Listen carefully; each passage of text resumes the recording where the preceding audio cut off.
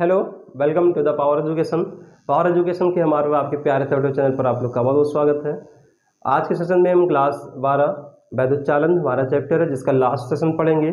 और आज के सेशन के बाद हम लोग अगले सेशन में या अगले वीडियो में इस चैप्टर के न्यूमेरिकल एक न्यूमेरिकल को सॉल्व करेंगे। तो अगर इससे पहले की वीडियो आप नहीं देखे हैं या आप चैनल को सब्सक्राइब अभी तक नहीं किए हैं तो चैनल को सब्सक्राइब कर लें। और एक्सपेरिमेंटल वीडियो देखने के लिए भी आप चैनल को शेयर कर सकते हैं, सब्सक्राइब कर सकते हैं और दोस्तों में साझा कर सकते हैं। तो आज के सेशन में हम बात करेंगे कार्बन प्रतिरोध तथा वर्ड कोड। ये आपका ऐसा टॉपिक है जो एग्जाम में किसी भी बोर्ड के एग्जाम में, चाहे यूपी है, एमपी है, बिहार बोर्ड, राजस्थान बोर्ड है, सभी में 2 नंबर के क्वेश्चन कम से कम आते हैं। बेहद ही आपका आसान टॉपिक है। तो यहाँ पर हमारे पास क्या है कि कार्बन प्रतिरोध तथा वर्ण कोड हमें ज्ञात करना है। ठीक है, तो इसमें हमें क्या करना है बच्चों कि सबसे पहले हमारे पास कार्बन प्रतिरोध तथा वर्ण कोड का मतलब क्या है, ये होता क्या है। जैसे अगर हमारे पास अभी प्रतिरोध होता क्या है, जैसे अभी हमारे पास प्रतिरोध का अगर हम लोग बात करें, ऐसे एक पतला सा तार होता है, इसमें 4 पट्टी होती है। क्या होती है? 4 पट्टी होती है, 3 हो गई और ये चौथी पट्टी है। तो ये हमारा क्या हो गया? प्रतिरोध। इसके हम मान लेते 2 सिरे हैं। अब अगर हमारे पास कोई प्रतिरोध है तो उसकी वो कितने प्रतिरोध मतलब कितने ओम का है। जैसे भी प्रतिरोध आप 2, 4, 10, 15 ले लेंगे, उसको भी एक में मिला दें तो आप जान नहीं पाएंगे कि वो कितने ओम का कौन सा प्रतिरोध है। तो इसके लिए हम क्या करते हैं, उसका 3 तरीका है। एक तो आप जब पैकेट में खरीदेंगे या कहीं से आप पाएंगे तो उसके पैकेट में लिखा रहेगा कि ये आपका 35 ओम का है या 35,000 ओम का है या 2000 ओम का है, कुछ भी का है तो पैकेट में लिखा रहेगा। दूसरा चीज़ क्या है कि आप उसे वोल्ट मीटर की सहायता से मेजरमेंट कर सकते हैं। तीसरा क्या, अगर हमारे पास कोई प्रतिरोध मिला है, कोई रेजिस्टेंस मिला है तो उसको हम लोग कार्बन प्रतिरोध तथा वर्ण कोड के माध्यम से भी पता कर सकते हैं। इसके लिए हमारे पास एक थोड़ा सा ट्रिक दिया गया है, थोड़ा सा तरीका दिया गया है, थोड़ा सा कोड दिया गया है और इसी को हम लोग बोलते हैं वर्ण कोड। तो हम देख लेते हैं कोड हमारे पास क्या है। जैसे हमारे पास जो प्रतिरोध होता है, ये 4 पट्टी जो है, इसमें से ये आपके कलर मतलब कोई कलर का ये होगा, ये होगा, ये होगा और ये लास्ट में है।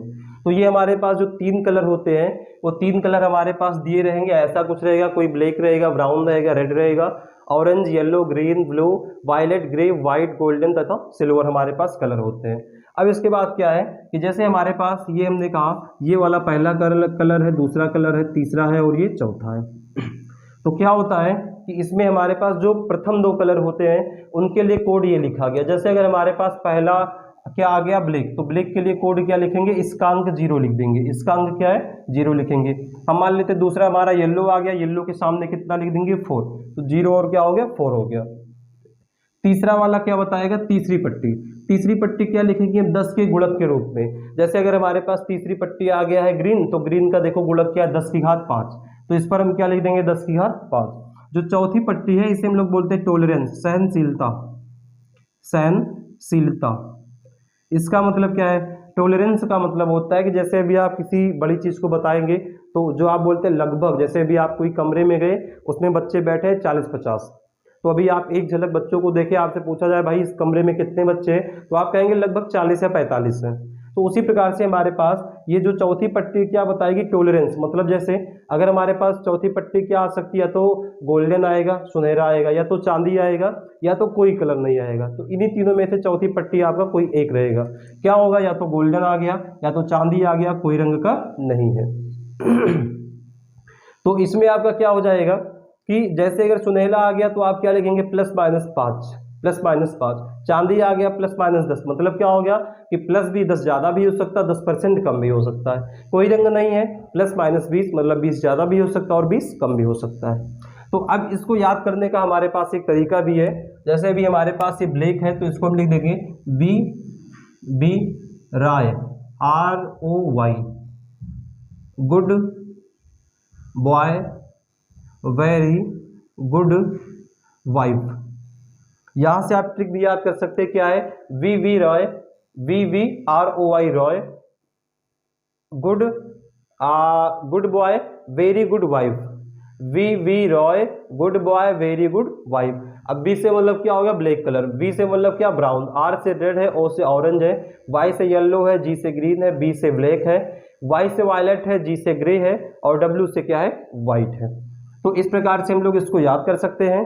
अब इसका तरीका क्या है, हम लोग एग्जांपल लेते हैं। जैसे अभी हमने कहा कि हमारे पास कोई एक प्रतिरोध है। क्या हमने कहा? हमारे पास कोई एक रेजिस्टेंस है और इसमें पहला कलर हमारे पास रेड है। पहला क्या है? रेड है। दूसरा हमने ले लिया ऑरेंज है, कुछ भी हमने ले लिया ऑरेंज, ऑरेंज। और तीसरा हमने बोल दिया इसी में से कोई ग्रे है, क्या है ग्रे। तो तीसरा कलर हमारे पास क्या है, ग्रे है। और जिसकी सहनशीलता है इसको आप बोल देते हैं गोल्डन है, मतलब चांदी, सॉरी सिल्वर, गोल्डन। गोल्डन का मतलब क्या हो गया, सोना, सुनहरा। अब इसका अगर हम लोग प्रतिरोध निकालेंगे तो क्या लिखेंगे, देखो पहली दो पट्टी, प्रथम दो पट्टी क्या बताएगी, उनके अंक को लिखना है। तो पहला क्या है, रेड है। पहला अगर रेड है तो आर के सामने देखो रेड, रेड का क्या है 2 है, तो हमने क्या लिख दिया 2, इसका अंक हमने 2 लिख दिया। दूसरा क्या, ऑरेंज है। ऑरेंज का मतलब क्या है, ये वाला, इसके सामने कितना अंक है 3 है, तो हमने क्या लिख दिया पहली दो पट्टी का अंक। तीसरा क्या है, गुणक के रूप में लिखेंगे, गुणा हमने लगा दिया। क्या है ग्रे, तो ग्रे का देख लो क्या है, ग्रे का है 10 की घात 8, तो हमने लिख दिया 10 की घात 8। इसके बाद टॉलरेंस आपका क्या है, सहनशीलता क्या, गोल्डन, गोल्डन की क्या लिखेंगे +-5, तो हमने लिख दिया +-5%। और ये आपका किस में आएगा, ओम में आएगा, क्योंकि ये क्या है, कोई प्रतिरोध है। ठीक है, इस प्रकार से हम लोग किसी भी कोई भी हमें प्रतिरोध दिया गया है तो हम लोग ज्ञात कर सकते हैं कि इसका जो ये प्रतिरोध कितने ओम का है। जैसे अभी हम दूसरा एग्जाम्पल कोई ले लें, यहाँ से हम लोग क्या लेते हैं, दूसरा एग्जाम्पल हमारे पास है कि हमने कहा हमारे पास कोई एक प्रतिरोध है जिसकी पट्टी हमारे पास 4 है। तो पहला हमने कह दिया कि हमारे पास पहली पट्टी जो वाइट है, पहली क्या है, वाइट है। दूसरी हमारे पास क्या है, रेड है। तीसरी हमारे पास मान लेते कोई तीसरा हम लोग मान लेते ब्लैक है, क्या है, ब्लैक, BLACK, ब्लैक है। और चौथा हमारे पास जो तीनों में से कोई रहेगा, मान लेते हैं चांदी है, सिल्वर है, सिल्वर। तो चलिए यहाँ से देख लेते हैं। तो सबसे पहले पहले और दूसरे पट्टी का क्या लिखना, अंक लिखना है। तो आ जाओ, वाइट का क्या आपका देख लो, वाइट कहाँ है, ये वाइट है, वाइट का अंक कितना है 9, तो हमने क्या लिख दिया 9। दूसरा हमारे पास क्या, रेड, रेड का अंक देख लो कितना 2, क्या लिख दिया 9 2। अब तीसरी पट्टी आपकी ब्लैक है, तीसरी को गुणक के रूप में लिखना है, तो हमने गुणा लगा दिया। ब्लैक पे आप आ जाओ, कितना है 10 की घात 0, तो हमने क्या लिख दिया 10 की घात 0।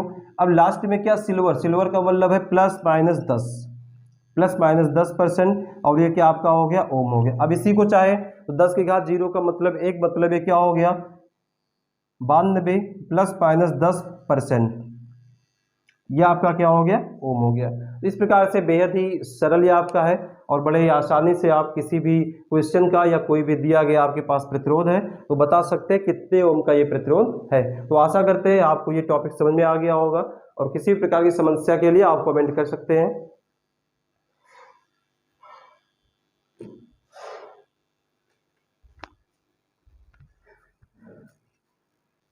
अब हम लोग पढ़ेंगे प्रतिरोधों का संयोजन, कॉम्बिनेशन ऑफ रेजिस्टेंस। क्या है हमारे पास, प्रतिरोध का संयोजन,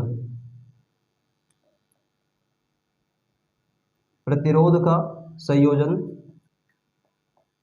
और प्रतिरोध के संयोजन में हम लोग क्या पढ़ते हैं कि प्रतिरोध जो होते हैं 2 प्रकार के से इनका संयोजन होता है। एक होता है श्रेणी क्रम में, दूसरा होता है समांतर क्रम में। तो पहला हम लोग इसमें क्या पढ़ेंगे, इन सीरीज। पहला क्या है, श्रेणी क्रम, श्रेणी क्रम, श्रेणी क्रम। तो श्रेणी क्रम में हम लोग प्रतिरोध को कैसे जोड़ते हैं पहले ये देख लेंगे। जैसे अब हमारे पास कोई प्रतिरोध है, हमने कहा कि हमारे पास कोई 3 प्रतिरोध है, ये आपका हो गया R1, दूसरा हो गया R2, तीसरा हो गया R3। ठीक है, अब क्या करेंगे, ये सभी का पहला सिरा है, ये वाला दूसरा है, ये पहला है, दूसरा, पहला और दूसरा है।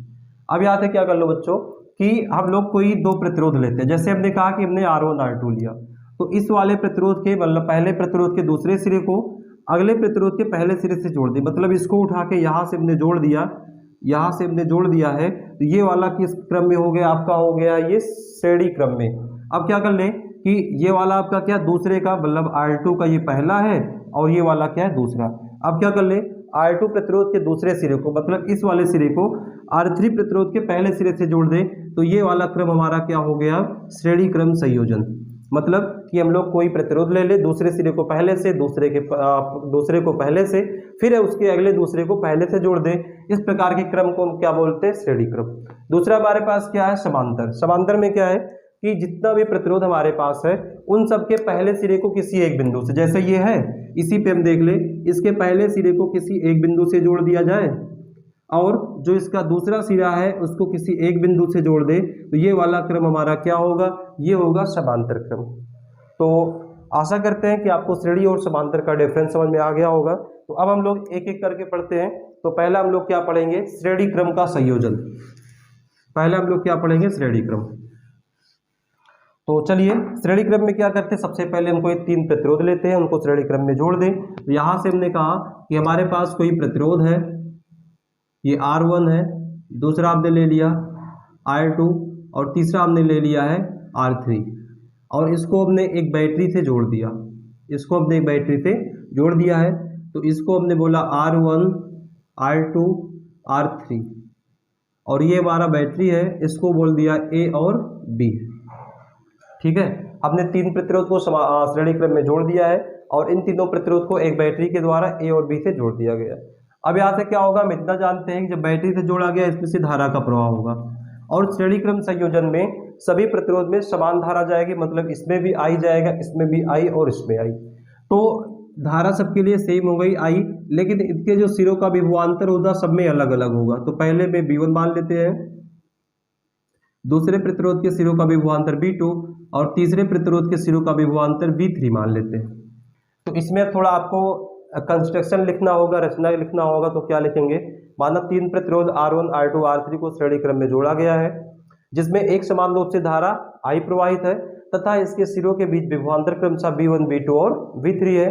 माना तीनों प्रतिरोध को एक बैटरी से जोड़ा गया है। तो अब हम लोग सबसे पहले यहाँ से क्या लिख दें कि जो A और B है इनके बीच का विभवांतर क्या होगा, टोटल B होगा। इनके बीच का विभवांतर टोटल क्या होगा, B होगा।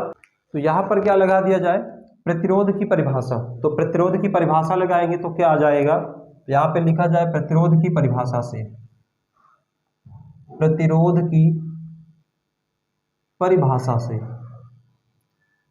तो प्रतिरोध की परिभाषा से, तो भैया प्रतिरोध की परिभाषा से क्या आ जाएगा, हम लोग जानते हैं V1 बराबर क्या होता है, प्रतिरोध की परिभाषा V बराबर होता I इंटू R। तो पहले के लिए क्या हो जाएगा, V1 बराबर धारा सब में सेम है I इंटू R1। दूसरे के लिए क्या होगा, V2 बराबर धारा सब में सेम है I इंटू R2 और तीसरे में क्या हो जाएगा, V3 बराबर धारा सब में सेम है और प्रतिरोध क्या होगा, R3 होगा। अब क्या होगा कि हम मान लें यदि A और B के बीच टोटल विभवांतर क्या है, V है। यहाँ पर लिख दिया जाए यदि A व B के बीच कुल विभवांतर या A व B के बीच विभवांतर V हो तो ये जो V है वो इस सब के योगफल के बराबर होगा, B1 plus B2 plus V3 के बराबर होगा। अब क्या कर लिया जाए, सिंपली हम लोग B1 B2 V3 की वैल्यू यहाँ पर रख देंगे। तो क्या मिल जाएगा, ये मिलेगा IR1 plus IR2 plus IR3। यहाँ से सिंपली क्या कर लिया जाए, I को कॉमन किया जाए तो मिल जाएगा R1 plus R2 plus R3। इसको मान लिया जाए क्वेश्चन नंबर फर्स्ट। अब हम क्या मान लेते हैं कि A और B के बीच का जो तुल्य प्रतिरोध है वो क्या होगा, R होगा। तो यहाँ से लिख दिया जाए यदि A व B के बीच, मतलब इन दोनों के बीच तुल्य प्रतिरोध R हो तो तुल्य प्रतिरोध क्या हो, कैपिटल R हो, तो हम लोग फिर से यहाँ पर क्या लगा दे, प्रतिरोध की परिभाषा। तो क्या हो जाएगा, V इंटू या V इक्वल टू IR। इसको मान लें क्वेश्चन नंबर 2। तो यहाँ से हमें क्या मिल जाएगा कि इक्वेशन 1 और 2 में हमारा राइट हैंड साइड बराबर है, तो इन दोनों को बराबर कर ले। तो यहाँ पर क्या लिख दें, from equation first and second. तो यहाँ से फर्स्ट सेकेंड को इक्वल करेंगे तो क्या मिलेगा, IR इक्वल टू, यहाँ से क्या मिल जाएगा, IR1 plus R2 plus R3। हमने इसको और इसको इक्वल में कर दिया।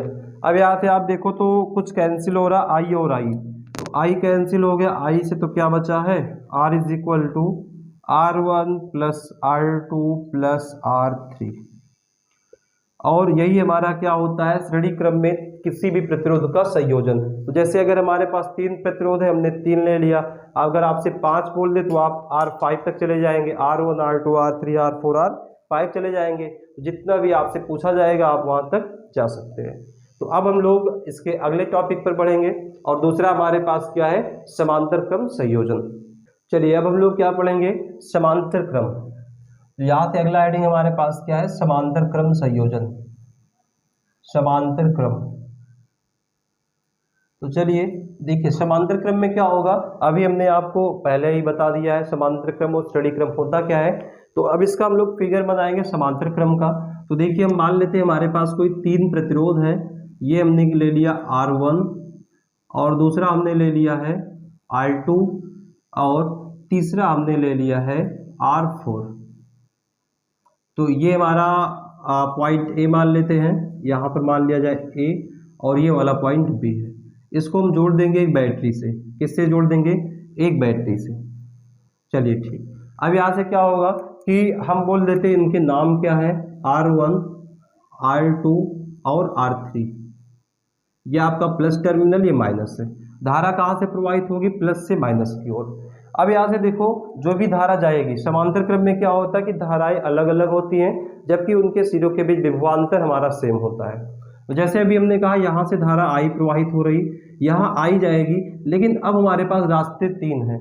तो जैसे भी हमारे पास क्या है कि कोई रास्ता है, जैसे ये हमने कहा कि यहाँ से कोई पानी जा रहा है, यहाँ से कहीं से पानी आ रहा है। अब यहाँ आने के बाद एक रास्ता इधर गया, एक इधर गया, एक इधर गया, तीनों रास्ते बराबर खुले हैं। तो पानी क्या होगा, तीनों रास्तों में थोड़ा थोड़ा थोड़ा थोड़ा बट के जाएगा। तो सेम वही कंडीशन है कि अगर हमारे पास यहाँ धारा आई आ रही है तो अब ये जो टोटल धारा है ये इन तीनों में मिलकर जाएगी। तो मान लेते हैं पहले में जो धारा है I1 होगी, दूसरे में I2 होगी और तीसरे में I3 होगी। और यहाँ निकलने के बाद फिर से इतना जितना हमने दिया है वही फिर से मिल रहा है। इसका मतलब यहाँ फिर से में धारा क्या मिल जाएगी, कुल धारा I मिल जाएगी। तो उम्मीद करते हैं यह कॉन्सेप्ट आपका क्लियर होगा। तो अब हम लोग यहाँ पर क्या लिख दें कि माना 3 प्रतिरोध क्रमशः R1, R2, R3 को समांतर क्रम में जोड़ा गया है, जिनके प्रतिरोध क्रमशः R1, R2 व R3 है, जिसमें प्रवाहित धारा क्रमशः I1, I2, I3 है तथा इनके सिरों के बीच एक समान रूप से विभवांतर कैपिटल B है। ठीक है, अब यहाँ से क्या लिख लिया जाए कि प्रतिरोध की परिभाषा से अगर हम लोग यहाँ धारा का मान निकालें तो क्या हो जाएगा, यहाँ पर लिखते हैं प्रतिरोध की परिभाषा से। सेम आपका जैसे समान श्रेणी का है वैसे ये भी है, प्रतिरोध की परिभाषा से। तो प्रतिरोध की परिभाषा से हमें क्या मिल जाएगा देख सकते हैं। देखो अब प्रतिरोध की परिभाषा, धारा अलग अलग है तो धारा पहले में निकालेंगे। I1 बराबर फार्मूला क्या होता है प्रतिरोध का, I बराबर होगा V/R। तो विभवांतर तो सबके सिरों का सेम होगा, मतलब V है। पहले प्रतिरोध का मान क्या है R1, दूसरे में I2 बराबर क्या होगा V/R2 और तीसरे में I3 बराबर क्या होगा V/R3 होगा। अब हम क्या बोल दें कि अगर कुल प्रवाहित धारा I है तो यहाँ से क्या लिख दिया जाए, यदि प्रवाहित धारा या प्रवाहित कुल धारा क्या हो, स्मॉल I हो, तो यहाँ से I किसके बराबर होगा, I1 plus I2 plus I3 के बराबर होगा। अब यहाँ से इन सब की वैल्यू पुट किया जाए तो क्या मिल जाएगा V/R1 plus V/R2 plus V/R3। Now I is equal to, यहाँ से भी कॉमन कर लो तो मिल जाएगा 1/R1 1/R2 प्लस 1/R3। ये हमारा क्या आएगा VI की वैल्यू, और इसको मान लेते हैं क्वेश्चन नंबर फर्स्ट। अब हम लोग ये कंसीडर कर लें कि A और B के बीच का जो तुल्य प्रतिरोध वो क्या है, कैपिटल R है। A और B के बीच का तुल्य प्रतिरोध क्या है, कैपिटल R है। तो यहाँ से हमें क्या मिल जाएगा, यदि A व B के बीच तुल्य प्रतिरोध कैपिटल R हो तो यहाँ से हमें ओम का नियम या प्रतिरोध की डेफिनेशन लगाएंगे, फिर से क्या मिल जाएगा I is equal to V/R, और इसको हमने बोल दिया क्वेश्चन नंबर 2। अब हम लोग क्या कर ले, फर्स्ट और सेकंड को सॉल्व करेंगे तो क्या मिल जाएगा, from solving equation first and second we have हमें क्या मिलेगा, क्या मिल जाएगा V/R ये इक्वल होगा इस वाले के, तो ये आपका क्या है V1/R1 plus 1/R2 plus 1/R3। यहाँ से B से B कैंसिल हो गया, तो क्या बचा 1/R is equal to 1/R1 plus 1/R2 plus 1/R3। और यही हमारा क्या हो जाएगा कि अगर किसी तीन प्रतिरोध को समांतर क्रम में जोड़ना है तो इसका फार्मूला होगा। तो अगर श्रेणी क्रम में जोड़ना है तो R बराबर R1 plus R2 plus R3, और समांतर क्रम में जोड़ना है तो 1/R बराबर 1/R1 plus 1/R2 plus 1/R3 होगा। तो उम्मीद करते हैं ये कॉन्सेप्ट आपके समझ में आया होगा, और अगर कॉन्सेप्ट समझ में आ रहा है तो आप वीडियो को ज़्यादा से ज़्यादा शेयर करें, और इसको आप स्क्रीनशॉट ले लें या वीडियो को पॉज करके इसको नोट कर सकते हैं। अगला टॉपिक हमारे पास है वैद्युत ऊर्जा। तो वैद्युत ऊर्जा हम लोग देख लेते हैं क्या होता है। वैद्युत ऊर्जा, वैद्युत ऊर्जा इलेक्ट्रिक एनर्जी, इलेक्ट्रिक एनर्जी। देखिए वैद्युत ऊर्जा का मतलब क्या है कि अगर हमारे पास कोई चालक होता है, हमारे पास क्या है कोई चालक है, तो हम बता लेते हैं हमारे पास सबसे पहले क्या हमने मान लिया है, लेट अस सपोज दैट हमारे पास कोई क्या एक चालक है। हमने माना हमारे पास कोई चालक है, और इस चालक के सिरों को हम जोड़ देते हैं एक बैटरी से। हमने किससे जोड़ दिया है, बैटरी से जोड़ दिया है, ठीक है। अब जब हमने किसी चालक के सिरे को बैटरी से जोड़ दिया है तो चालक के सिरों के मध्य वैद्युत विभवांतर या वैद्युत क्षेत्र स्थापित हो जाएगा। क्या स्थापित होगा, वैद्युत क्षेत्र। तो वैद्युत क्षेत्र के स्थापित होने से क्या होता है कि इलेक्ट्रॉन जो होते हैं एक निश्चित दिशा में गति करते हैं। तो अभी हमने क्या कहा कि हमारे पास कोई चालक है, इस चालक के बाह्य सिरों को हमने एक बैटरी से जोड़ दिया है, और बैटरी से जोड़ने के बाद चालक के सिरों के बीच में एक वैद्युत क्षेत्र स्थापित होगा, जिसके कारण इलेक्ट्रॉन कहाँ से मिलेंगे, माइनस वाले टर्मिनल से निकलते हैं। इलेक्ट्रॉन माइनस वाले टर्मिनल से निकलकर इस चालक में प्रवेश करेंगे, और यहाँ पर जो पॉजिटिव आयन होते हैं, धन आयन होते हैं, उससे टकराते हैं। उससे क्या होते हैं, टकराते हैं, और इससे टकराकर अपनी ऊर्जा को खोते रहते हैं। जैसे आपका प्लस माइनस है, ऊर्जा प्लस माइनस आपके क्या हो गए, डिफ्यूज हो गए। इनसे टकराकर अपनी ऊर्जा खोते रहते हैं, और ये ऊर्जा इन्हें बैटरी से पुनः प्राप्त होती है, और इसी ऊर्जा को हम लोग बोलते हैं वैद्युत ऊर्जा। तो डेफिनेशन आपकी क्या हो गई कि जब किसी चालक के सिरों को बैटरी से जोड़ा जाता है तो चालक के सिरों के मध्य वैद्युत क्षेत्र स्थापित हो जाता है, जिसके कारण इलेक्ट्रॉन एक निश्चित दिशा में गति करते हुए धन आयनों से टकराकर अपनी ऊर्जा खोते रहते हैं, और यह ऊर्जा उन्हें पुनः बैटरी से प्राप्त होती है। इसी ऊर्जा को हम लोग बोलते हैं वैद्युत ऊर्जा। तो यहाँ तक डेफिनेशन को लिख दिया जाए कि जब किसी चालक के सिरों को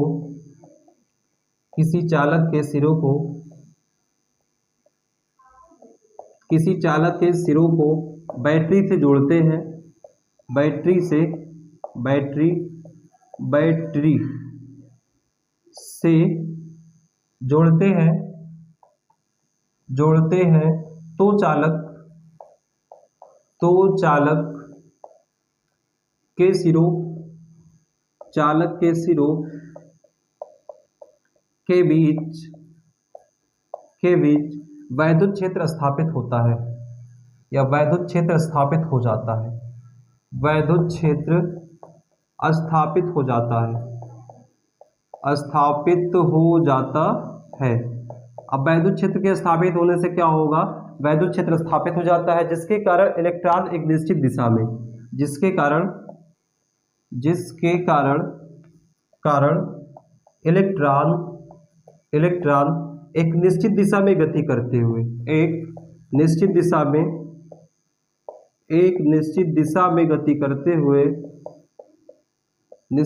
में गति करते हुए धन आयनों से टकराकर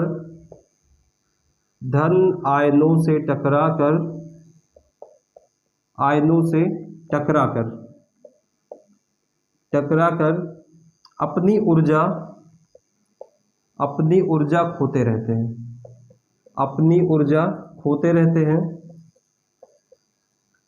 खोते रहते हैं,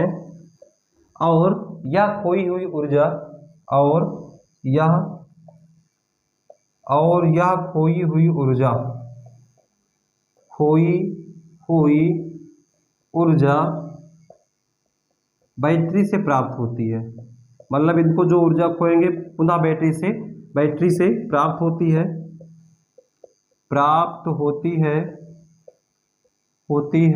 इसी ऊर्जा को वैद्युत ऊर्जा कहते हैं। इसी ऊर्जा को वैद्युत ऊर्जा कहते हैं।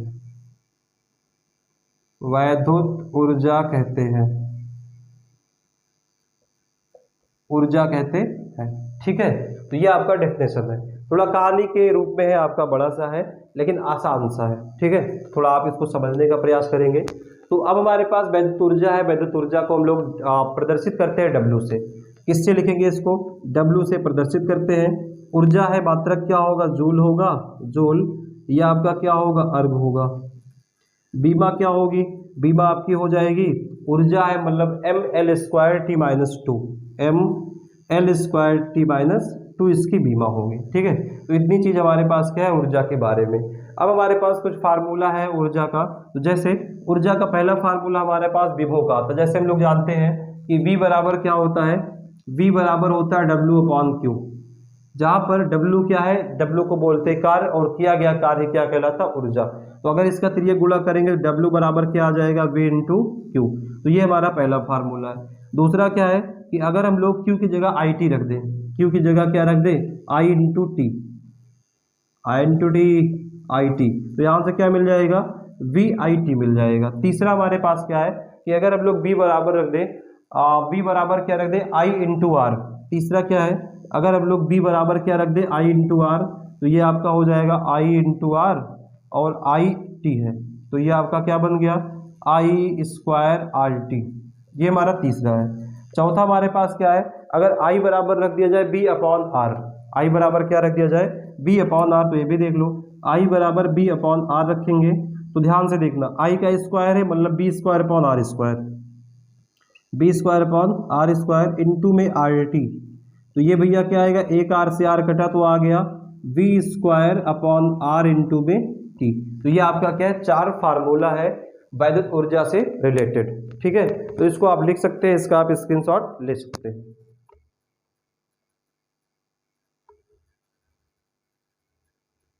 आगे इसी में हमारे पास होता है वैद्युत ऊष्मा क्या होती है। तो वैद्युत ऊष्मा का मतलब क्या हो गया, इसी में आपको बता देते हैं कि ये आपका डेफिनेशन को इरेज कर रहा है। डेफिनेशन आपका इरेज किया जा रहा है।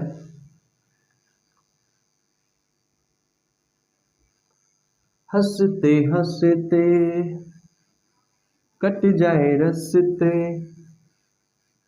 देखो गाना वाना गा लिया करो थोड़ा सा, गाना गाने से क्या होता है? माइंड फ्रेश होता है। ठीक है, देखो अब हमारे पास क्या है?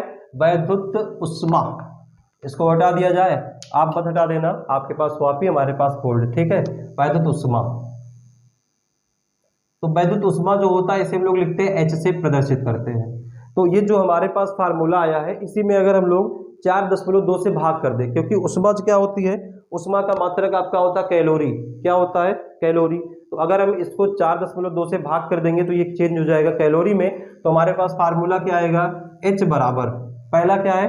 पहला क्या? WQ है, पहला हमारा है VQ है, तो यहाँ पर क्या हो जाएगा? VQ/में 4.2, मात्रक क्या है? कैलोरी है, तो कैलोरी लिख दो। कटोरी मत लिख देना नालायको, कैलोरी लिखना। दूसरा हमारे पास क्या है? VIT। H बराबर क्या आ गया? VIT/में 4.2 कैलोरी। अगला आपका क्या है? H बराबर में ये आपका I²RT, तो लिख दो I²RT/ में 4.2, ये भी किस में आ गया? कैलोरी।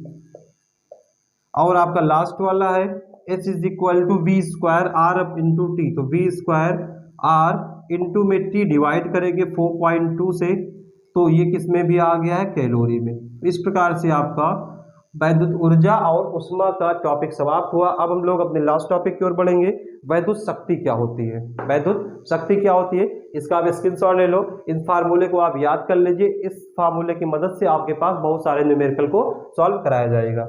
अगला टॉपिक हमारे पास है वैद्युत शक्ति, इलेक्ट्रिक पावर। वैद्युत शक्ति, वैद्युत शक्ति कपूर, वैद्युत शक्ति, इलेक्ट्रिक पावर, इलेक्ट्रिक पावर।